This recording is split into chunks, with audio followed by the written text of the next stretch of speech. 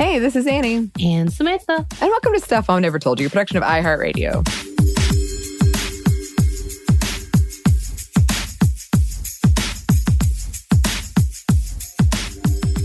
So before we get into this one, quick trigger warning about eating disorders or any just bad relationship around food.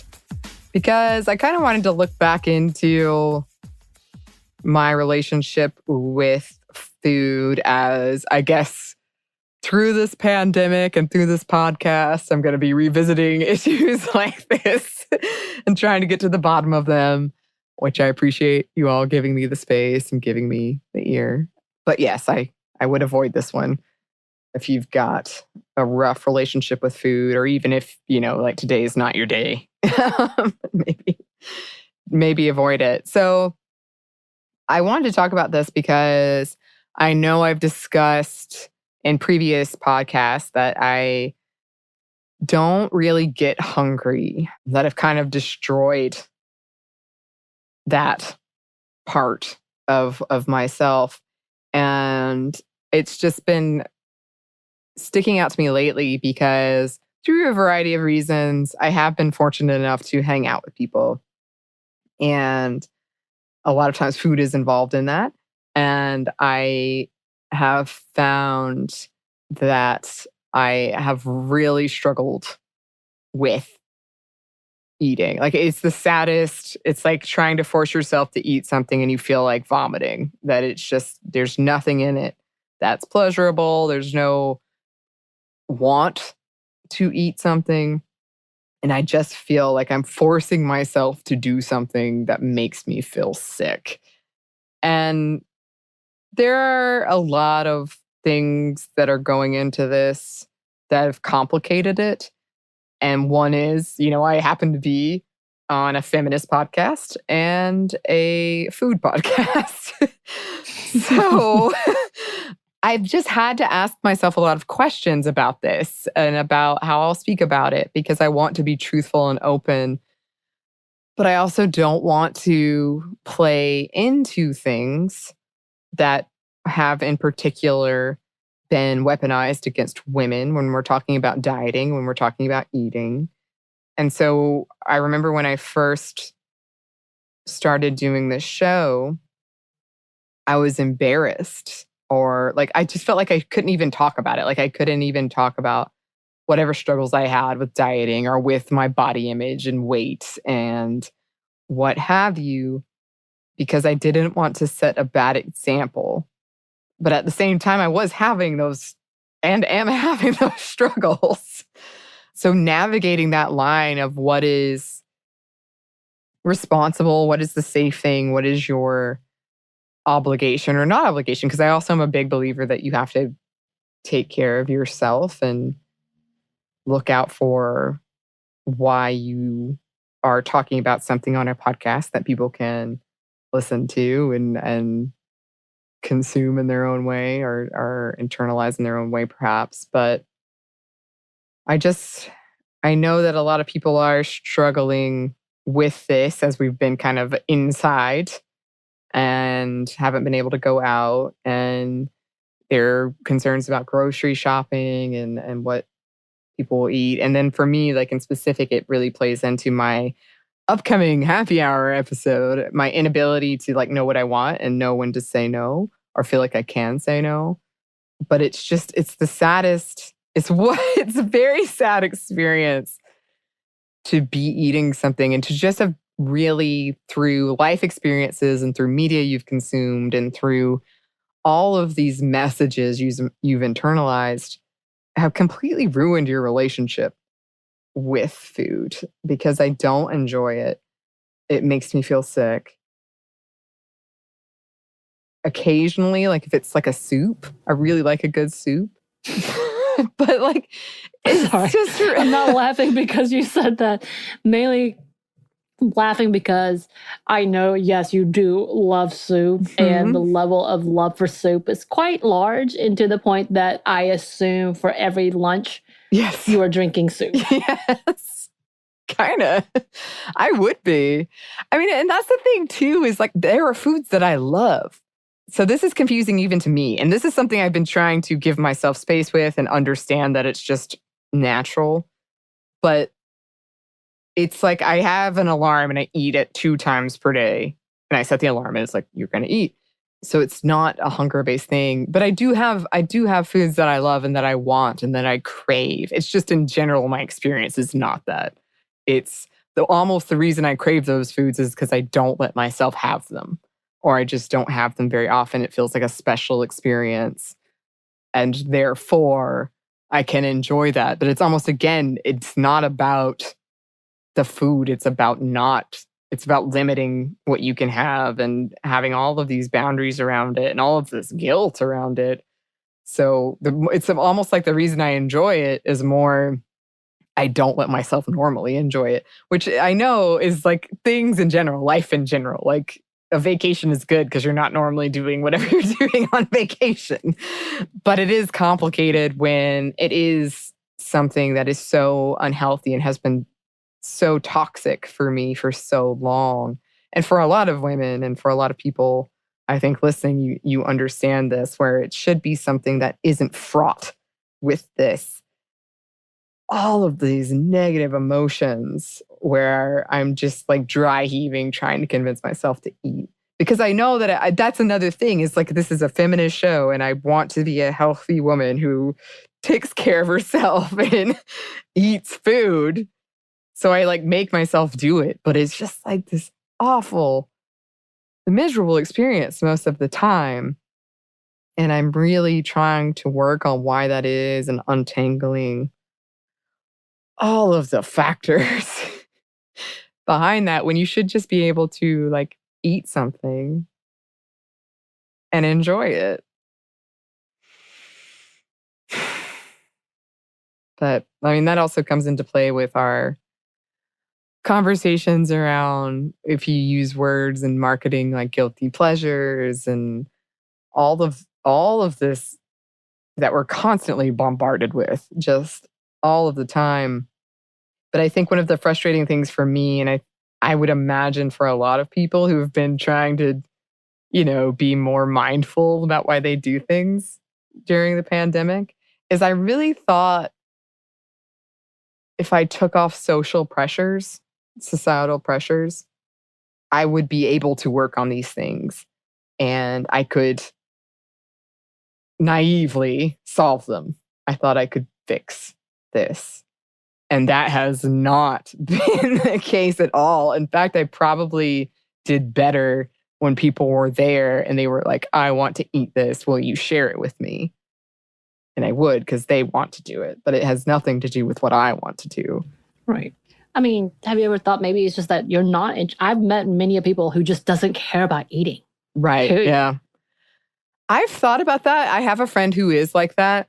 But I feel like the fact that I'm like dry heaving when I eat it's just a sign that something else is amiss and that I don't like. People make jokes about it. They're like, she never has any food around. She won't eat unless we eat, which is all true. And I don't know. I mean, maybe it is a bigger issue of just I don't, unless someone is directing me, I don't think about myself or I don't think to take care of myself in that way. Because the alarm system I had to set up because otherwise there'd just be no eating. And it used to be like a clinical thing where I'm like, oh, I will eat because I have to eat to run. And now I can't run or I don't feel comfortable running. So that's been removed. I don't know. I think it's just really frustrating because I thought I do like food and I really enjoy a lot of the aspects of it, but it makes me feel upset that I've been trying to work on this and it feels like I'm just going backwards and that I'm being disingenuous by not talking about it with people and that I don't know what to say when people say similar things to me because I'm like, I don't think this is healthy, but I'm also doing the same thing. Right. But I feel like I can't tell you off because I'm doing it too.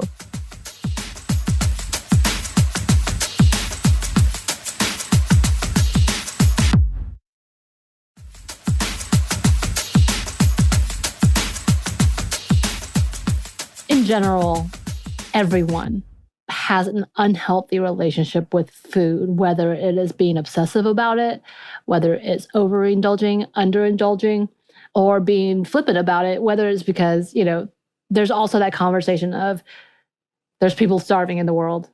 Why aren't you eating? Mm-hmm. And also, so being overindulgent is what I mean by that, I feel all the time that I'm wasteful. My level, I find your stuff interesting because, as you've let me know about some of the issues, it's not the typical issues. Mm-hmm. And I don't know if it has something to do with whether or not, because we've talked about whether or not you are on the spectrum, mm-hmm. and that has something to play with it, whether you have a level of OCD, mm-hmm. and that has something to do with it, whether it's your trauma-based control, mm-hmm. and that has something to do with it. There's a big level of narratives that we don't have in what you are going through, because right now you're trying to unravel the trauma. Right. Just trauma. Mm-hmm. And then the lack of interest in food could have everything to do with that, could have nothing to do with that, could have something to do with that. That's very general, I know, for anything. Uh-huh. But I feel like there is this deeper level of control conversations as well as trigger conversations that's in here. And I'm not trying to analyze you, and I'm trying to stop. Uh-huh. But there's this whole deeper level of it's not just body issue. Mm-hmm. Obviously, there's a psychological level of conversations, because you do love food and appreciate food to a certain extent, but it is almost robotic to the point of, I feel like I have to. Yeah. And if I have to choose something, I'm going to choose this, mm-hmm. which is a different level. And I say this as a chubby girl who has had an eating disorder and a really unhealthy level of food, because I will go without eating purposefully, because I am that girl who went without eating for days and passed out because I tried to lose 5 pounds. Mm-hmm. Because I was told as this person I was not fitting in, as a girl in the Asian culture, that I definitely did not fit in. And if I was in Korea to this day, I would be chastised to no end for being darker skinned, for being thick. I've been told that many a times. So I have a traumatic level of physical appearance, like the way I feel about myself, about size. I'm obsessive about weight, to the point that I will stop eating altogether, and I'll overly excessively weigh myself, count calories, all of those things, to the point that I'm like, okay, I'm looking at diet pills. I have to stop. Mm-hmm. And I've been like that since I was 16, trying to fit to my white family, where my sister was a size 0 until she was 18. And I became a size 10 in 5th grade. So, right. That's definitely a conversation. And also, my moods hit the way I eat. So if I'm depressed, I don't eat. Mm-hmm. And I know that. And I know, so maybe I should be depressed so I can lose some weight. And I'm so sorry, I'm not acting like, any type of mental health is that flippant. But in my mind, right, that to me works. And it's so unhealthy. Yeah. So you and I come in a very different standpoint. And I finally gotten to the point that I'm like, I'm thick. I'm just going to live with it. I just want to get rid of some of these things. And as long as I can keep walking, I'm cool. Mm-hmm. And I'm healthy. I'm cool. And I say that in all those realms, but realizing diet pills and realizing, and don't get me wrong, I'm still looking at apps. I'm still looking at anything to help me to lose weight, and trying to figure that out, trying to go back to my other size. Because y'all, I definitely, leaned into the pandemic. I'm like, I give up. I'm depressed type of conversation. But when it comes to what you're talking about, it's a different level, because I see okay. And I know this because I've been with you. I'm like, I have to stop trying to get her to eat because she's about to have a panic attack. And I, being as Southern as I am, yes, I said that, I want to feed people. Mm-hmm. That is how I welcome you into my home. And I think your friend Marissa figured that out quickly. Hi, Marissa. That's what I do. I'm like, I know you said you're not hungry, but I made more things. So you need to eat this, mm-hmm. which is an absolute Southern mama way to be.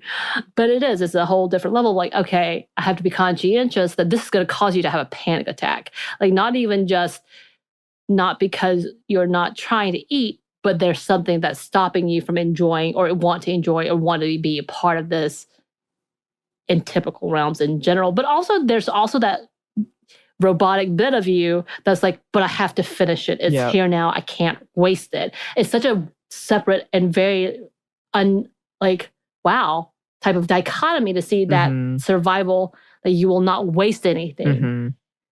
on top of, but I don't actually want it. Yeah. Yeah. And I think that does go back to a lot of the like, I feel like I've just lost touch with my body completely. Like I don't recognize things that should just be natural, like hunger or sleep, which is a big part of trauma. And that is something that I have been working on in therapy. But that's why it becomes like almost a panic level for me is there's no thing that's like, stop. It's just, I have to finish this and it's here. And there's no part of me that's like, what do you want? It's like, I can't hear that part. And also it is kind of interesting because I am an extrovert and food is a part of that.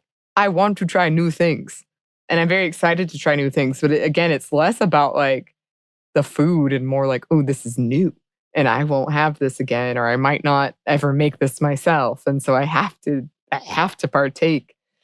So I don't know. I think it is a big part of it being disconnected from my body and trying to do that like body work of like listening to yourself or trying to rebuild those avenues of just basic human existence and survival. But I mean, food is usually such a communal and happy thing. And it upsets me that for so many of us and for so many women in particular, it has been just a minefield of things now. I will say, as a bigger girl, I made sure to leave food on my plate so I didn't get judged and being told, oh, yeah, you definitely ate all that, huh? Yeah. Oh, yeah. People make comments like that all the time. And I'm always so shocked. I have a friend who used to make me go first to help myself up, and she would always get less than what I had just got. And yeah, that was the thing. If a skinnier girl was behind, I would watch what they would do and try to do less than them. Right. I did that too. I would get comments being told, you get plenty of food at home, don't you? Yeah. I've had that. And I've had the, you don't let anything go to waste.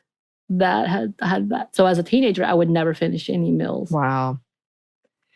Yeah. And I still have that complication. I don't like eating giant plates of food or eating it all. Feels like that's a bad thing, even though, again, that wastefulness is still there too. It's so complicated. Yeah. It is. All these like social things around food as well. That's a whole interesting situation when it comes to helping up around a bunch of people when you feel this, usually like an insecurity or like you might be judged or you will get those comments about how much you did eat. And then you can like also lean into it too hard, which I did when I was like 9, where I'd be like, oh yeah, I'm going to get 2 plates. Like, forget that. And did I want the second plate? To no. spite you. But I did it. But yeah, again, it's like more, my relationship, I feel like with food is more about like, I can't connect with my body and it's all about other people and how they see me and what they think and what they want. So that is something that I'm working on. But I just wanted to talk about it here and hopefully, I mean, it sounds weird to say hopefully some of you can relate because I guess I hope you don't. But I bet some of you can and hopefully it makes you feel less alone about what you're going through. As always, listeners, we would love to hear from you.